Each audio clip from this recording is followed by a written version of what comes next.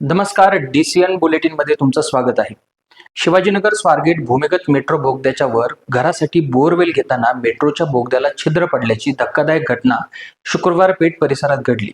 माहिती असूनही घरमालकाने निष्काळजीपणे काम केल्याने संबंधित घरमालक व ठेकेदारावर खडक पोलीस ठाण्यात गुन्हा दाखल करण्यात आलाय.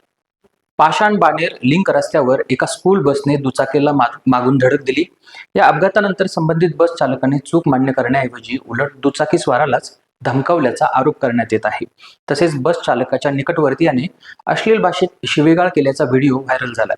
या प्रकारामुळे शाळकरी मुलामुलींच्या वाहतुकीच्या सुरक्षिततेबाबत प्रश्न उपस्थित करण्यात येत आहे.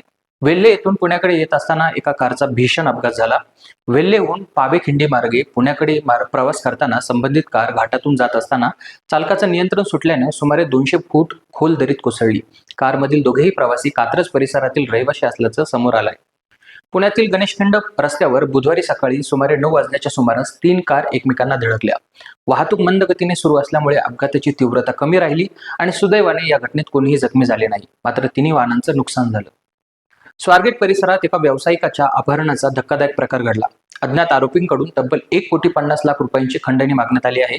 या प्रकरणी स्वारगेट पोलीस ठाण्यात गुन्हा नोंदवण्यात आलाय. या प्रकरणी एका 29 वर्षीय महिलेने फिर्याद दिली.